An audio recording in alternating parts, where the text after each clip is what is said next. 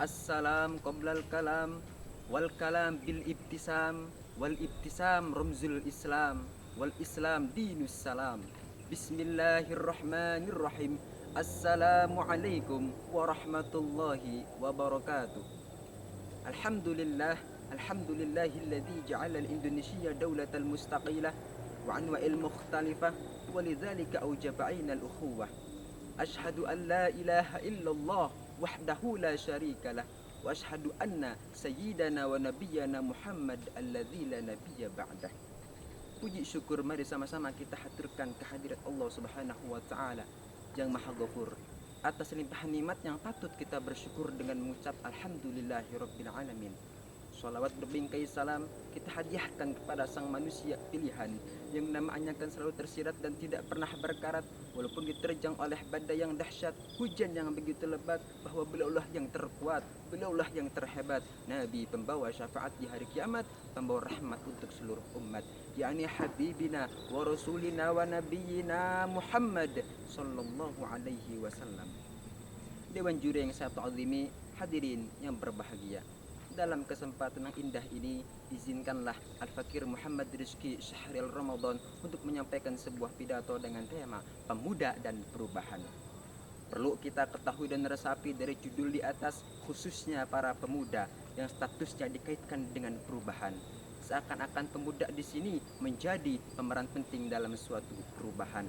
Ini pun menjadi suatu hal yang identik, oleh karenanya pemuda ialah disebut-sebut sebagai agen of change, yakni agen perubahan. Dari zaman dulu hingga sekarang, pemuda selalu memberikan perubahan dalam suatu bangsa. Bahkan kemerdekaan negara Indonesia itu sendiri tak lepas dari peran para pemuda kala itu yang bangun untuk bergerak melawan para kolonialisme penjajah.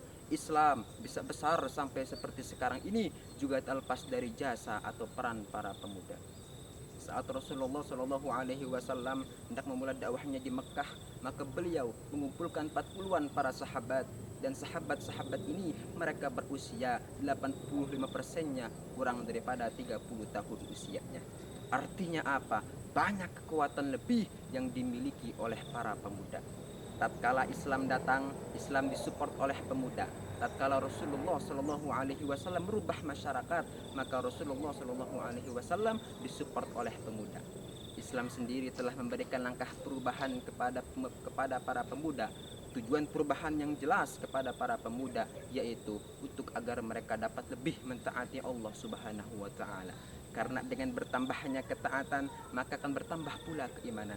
Dengan bertambahnya keimanan, maka akan bertambah pula rasa khauf, yakni takut mereka kepada Tuhannya, takut untuk berbuat suatu hal yang keji, hal yang dinilai tidak baik oleh dirinya maupun oleh orang lain. Dewan juri yang saya ta'zimi, hadirin yang berbahagia. Berbicara mengenai pemuda, pasti identik dengan yang namanya masa muda. Masa yang hebat luar biasa, masa yang dimana orang tersebut sedang berada dalam performa terbaiknya. Oleh karenanya masa muda inilah masa yang tepat, masa yang paling kuat untuk meningkatkan semangat dan taat kepada Allah sang pemilik nikmat. Hal ini seirama dengan yang dikatakan oleh seorang ahli mufassir yang bernama Syekh Abu Al-Fida Ismail bin Katsir yang dikenal dengan Ibnu Katsir. Di dalam kitab tafsirnya beliau menyatakan syabban wa huwa quwwatu ba'da dha'f. Masa muda ialah masa yang penuh dengan kekuatan setelah ia melewati masa penuh dengan kelemahan. Juga proklamator kita pernah berkata, beri aku 1000 orang tua, niscaya akan aku cabut semeru dari akarnya.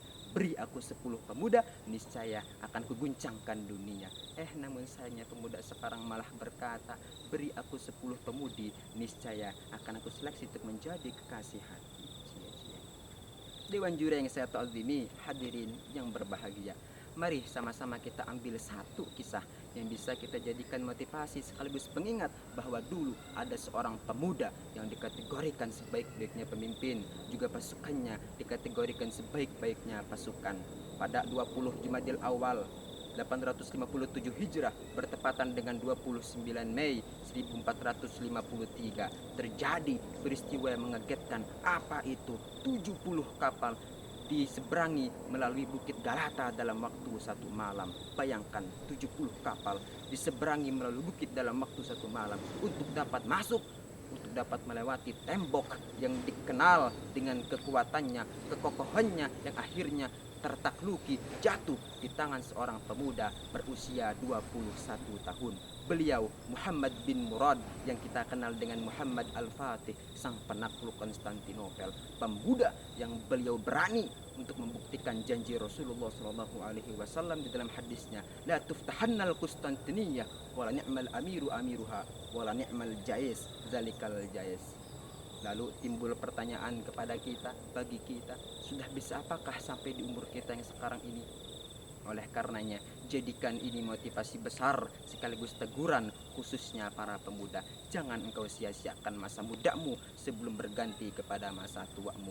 Jangan karenanya, ingatlah seorang pujangga Mesir, Syekh Mustafa Al-Ghulayini pernah berkata dalam syairnya, inna fi yadis subani amral ummati wa fi aqdamiha hayataha. Sungguhnya di tangan-tangan para pemuda lah urusan umat ini digenggamnya, dan di kaki-kaki mereka lah hidup atau matinya umat ini.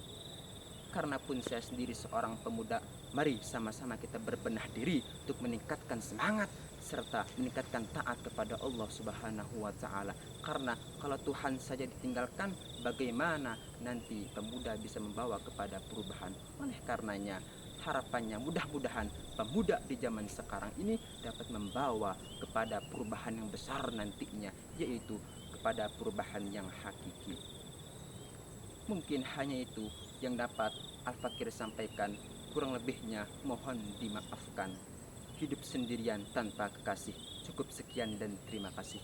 Wallahu muwaffiq ila aqwamit thoriq. Summa salam. Assalamualaikum warahmatullahi wabarakatuh.